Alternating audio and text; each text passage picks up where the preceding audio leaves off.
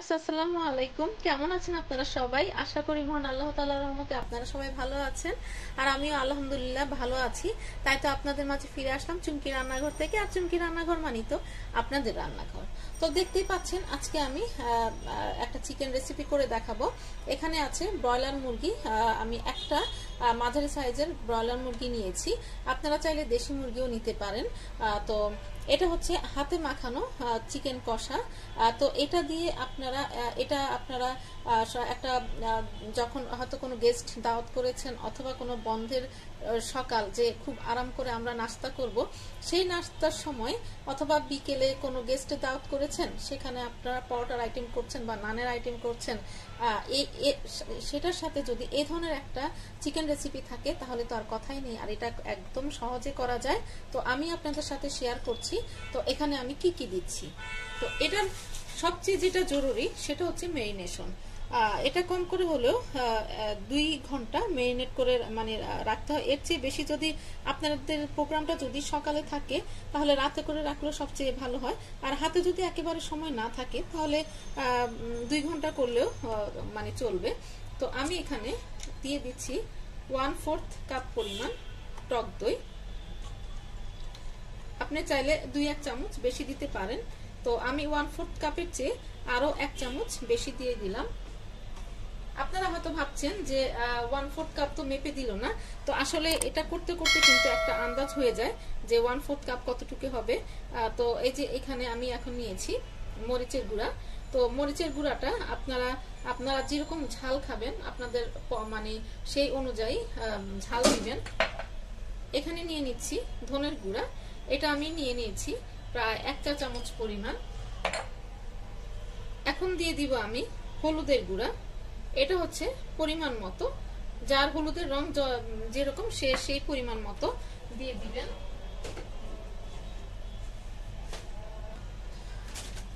তো এখন আমি দিয়ে দিচ্ছি পরিমাণ মতো লবণ। লবণটা আপনাদের যার যার টেস্ট অনুযায়ী দিয়ে দিবেন। এখন আমি দিয়ে দিচ্ছি পরিমাণ মতো, এখানে আমি দিয়েছি 1 টেবিল চামচ আদা বাটা, আধা টেবিল চামচ রসুন বাটা,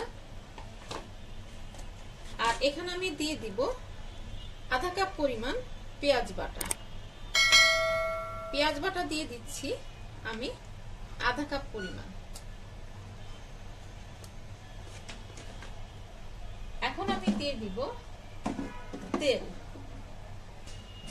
তো এখন আমি দিয়ে দিব প্রায় 2 টেবিল চামচ পরিমাণ তেল, এর বেশি না, কারণ আমি যখন এটা চুলায় দিব তখন কিন্তু আমি আবার তেল দিব। আর গরম মশলা, জিরার গুঁড়া আর বেরেস্তা এটা আমি যখন কষে আসবে তখন আমি ধাপে ধাপে এটা অ্যাড করতে থাকব। তো আমি যে এখন এটাকে মেখে নিচ্ছি খুব ভালো করে। অবশ্যই হাতটা ভালো করে ধুয়ে খুব ভালো করে এটাকে মানে এটা যেন খুব ভালো করে মানে ভিতরে মশলাগুলো যায়, ঠিক সেইভাবে খুব ভালো করে একটু সময় নিয়ে এটাকে মেখে নেবেন। তো আমি এটাকে একটু সময় নিয়ে খুব ভালো করে মেখে নিচ্ছি। তো এখন আমি এখানে একটু ফুড কালার মিশাবো, একটু অরেঞ্জ কালারটা মিশিয়ে দিব। তো আপনারা চাইলে এটা স্কিপ করতে পারেন, তবে এই রেসিপিটার মধ্যে এই কালারটা দিলে অনেক বেশি ভালো লাগে। আমি বাসায় ট্রাই করি, তো আমার কাছে ভালো লাগে, এই জন্য আপনাদের সাথে শেয়ার করলাম। আপনারা চাইলে নাও দিতে পারেন, তবে দিলে ভালো লাগবে, দেখতে ভালো লাগবে। তো এখন আমি এটাকে 2 ঘন্টার জন্য একেবারে ঢাকনা দিয়ে রেখে দিব। আর আমি এখানে দিয়েছি সয়াবিন তেল। আপনারা চাইলে কিন্তু সরষের তেলও দিতে পারেন, তবে আমার কাছে সয়াবিন তেল দিয়ে করলে বেশি ভালো লাগে। তো এই জন্য আমি সয়াবিন তেল দিয়ে আপনাদেরকে দেখিয়েছি। তো এখন আমি রেখে দিচ্ছি এটাকে 2 ঘন্টার জন্য। চলে আসলাম 2 ঘন্টা পরে। তো আমি এখানে তেল দিয়ে দিয়েছি 1/4 কাপ আর 2 টেবিল চামচ পরিমাণ। আপনি চাইলে কম বেশি করে নিতে পারেন, চাইলে একটু কম দিতে পারেন, চাইলে একটু বেশি দিতে পারেন। আর এই যে মাংসটা দেখছেন চিকেনটা যে কত সুন্দর লাগছে, আর এটার ম্যারিনেশনটা মানে খুবই সুন্দর হয়েছে। তো আমি এখন এটা তেলের মধ্যে দিয়ে দিচ্ছি মশলাগুলো চারধার দিয়ে লেগেছিল, যে মশলাগুলো লেগেছিল সেগুলো নিয়ে নিলাম। তো এখন আমি চুলার হিটটা মিডিয়ামে দিয়ে দিয়েছি। তো দেখতে পাচ্ছেন। আর ব্রয়লার মুরগিটা যে কোনো কিছুই আমরা কাঁচা যেটা রান্না করি, বিফ, চিকেন, ফিশ যেটাই বলেন, সেটা কিন্তু প্রথমে একদম হাই হিটে সেদ্ধ করা খুবই জরুরি। কারণ আর ব্রয়লার মুরগিতে যে সমস্ত অ্যান্টিবায়োটিক খাওয়ানো হয় সেটা কিন্তু মানে দেখা যায় অনেক স্বাস্থ্যের জন্য খুবই খারাপ। তো যার জন্য সবসময় বিশেষ করে ব্রয়লার মুরগি রান্না করার সময় কিন্তু একটু হাই হিটে দিয়ে এটাকে খুব ভালো করে জাল করতে হবে।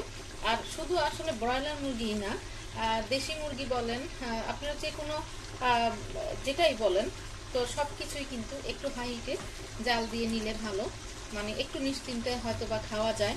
তো এখন আমি এখানে 2 টেবিল চামচ পরিমাণ দিয়ে দিচ্ছি বেরেস্তা। এই রান্নাটা সম্পূর্ণ কিন্তু একটু অন্যরকম। তো বেরেস্তাটা দেওয়ার পরে আমি এটাকে বারে বারে নাড়ছি কেন, কারণ মশলাটা যখন ফুটে উঠে, মানে চুলা দেওয়ার পরে যখন বিফ বা চিকেনটা ফুটে উঠে, তখন কিন্তু মশলাটা হাতে মাখা যেগুলো সেগুলো কিন্তু লেগে যাওয়ার সম্ভাবনাটা বেশি থাকে।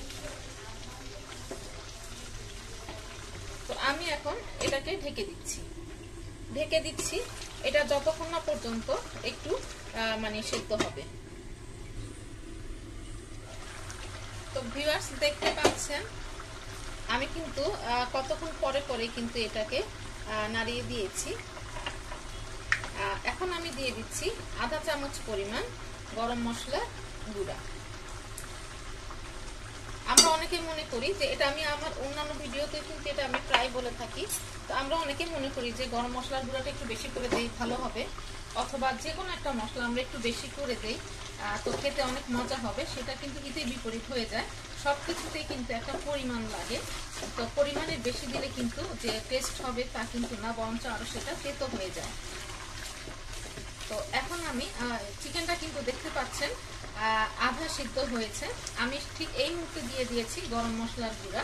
তো এখন এটা একেবারে পুরোপুরি তেলের উপরে চলে আসবে।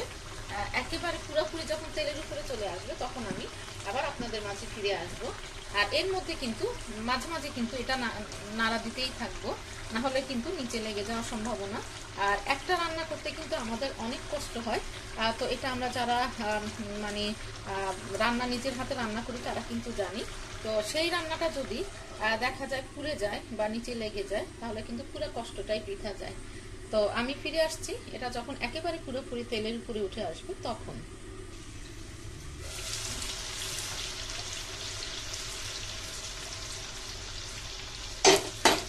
তো দেখতে পেয়েছেন যে এটা একদম তেলের উপরে উঠে গিয়েছে।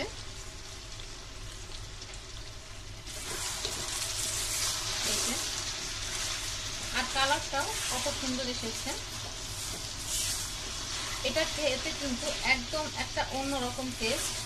তো আপনারা যখন করবেন তখন আপনারা নিজেরাই বুঝতে পারবেন এর পার্থক্যটা। আর সকালে রুটি পরোটার সাথে এটা কিন্তু দারুণ মজা, আর ভালো লাগে এটা বেশি খিচুড়ির সাথে আর রুটি পরোটার সাথে বা নানের সাথে আপনারা খেয়ে দেখবেন। তো তখনই এটার পার্থক্যটা বুঝতে পারবেন। আর সব সময় আসলে একই ধাঁচের খাবার কিন্তু ভালো লাগে না। তো আমি এখন এখানে দিয়ে দিব, এখানে মিষ্টি জিরা আর আমরা যে রেগুলার জিরা খাই সেটা আছে। তো সেটা আমি দিয়ে দিচ্ছি প্রায় 1 চা চামচ পরিমাণ, 1 চা চামচ পরিমাণ দিয়ে দিচ্ছি। দিয়ে দেওয়ার পরে এটাকে আমি এখন আবার খুব ভালো করে নাড়াচাড়া করব। এখন কিন্তু চুলার হিটটা আমি কমিয়ে দিয়েছি।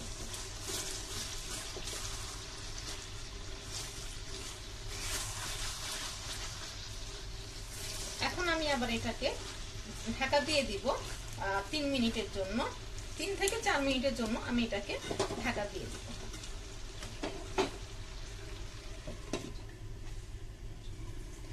তো 3 মিনিট হয়ে গিয়েছে। এখন আমি প্রতি 2 মিনিট অন্তর অন্তর এটাকে আমি 2 বার কষাতে থাকবো। যেহেতু এটা ব্রয়লার হাতে মাখা মুরগি কষা, তো সেহেতু এটাকে আমার ভালো করে কষাতে হবে, আর এর উপরে টেস্টটা ডিপেন্ড করবে। তো আমি ঢেকে দিচ্ছি, আবার ফিরে আসব 2 মিনিট পরে। 2 মিনিট হয়ে গিয়েছে, আমি আবার এটাকে উল্টে পাল্টে দিচ্ছি, দিয়ে আবার 2 মিনিটের জন্য আমি এটাকে ঢেকে দিব। তো দেখতেই পাচ্ছেন কি লোভনীয়। তো আবারও ফিরে আসলাম 2 মিনিট পরে। তো এখন আমি যেটা করব সেটা হচ্ছে, আমার রান্না কিন্তু প্রায় শেষ পর্যায়ে।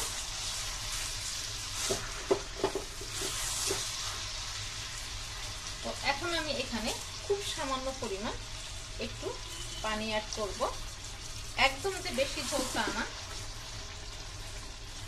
দেখতে পাচ্ছেন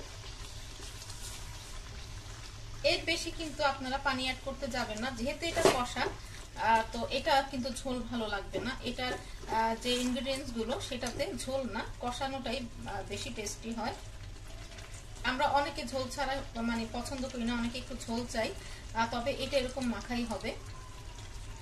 এবারে আমি যেটা করব, এখন আমি এখানে দিয়ে দিব কাঁচামরিচ। আমার রান্না কিন্তু প্রায় শেষ পর্যায়ে চলে এসেছে। তো এখন আমি ঢাকা দিয়ে দিব জাস্ট 2 মিনিটের জন্য। 2 মিনিট পরে আবার আমি ফিরে আসছি। তো আপনাদের মাঝে আমি আবারও ফিরে আসলাম 2 মিনিট পরে। তো দেখতে পাচ্ছেন অবস্থাটা, তো কেমন সুন্দর লাগছে দেখতে। এটা খেতেও কিন্তু অসাধারণ, পুরো রান্নাঘর যেন মানে এটা স্মেলে মৌ মৌ করছে।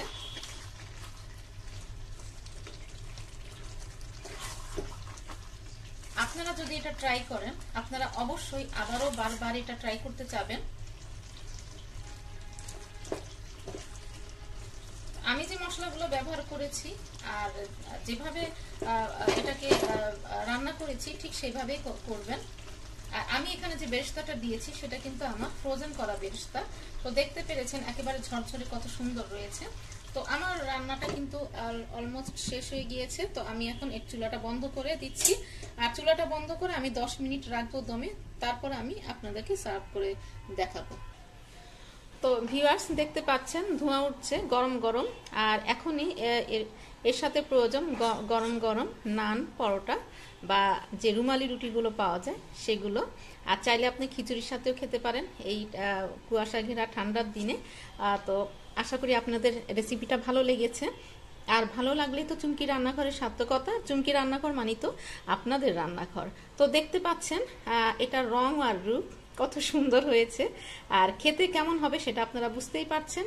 আর আমার অনুরোধ থাকবে আপনারা একটু ট্রাই করে, একটু বাসায় ট্রাই করেন, আর নিজে মনের মাধুরী মিশিয়ে রান্না করেন, প্রিয়জনকে খাওয়ান, নিজে খান, প্রিয়জনকে খাওয়ান।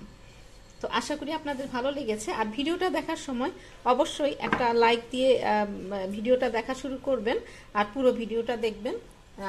তো আশা করি আপনারা সবাই ভালো থাকবেন, আর অবশ্যই আমরা সবাই সবার পাশে থাকবো, আর সবাই চুমকি রান্নাঘরের পাশে থাকবেন। আর চুমকি রান্নাঘর মানে তো আপনাদের রান্নাঘর। আল্লাহ হাফেজ।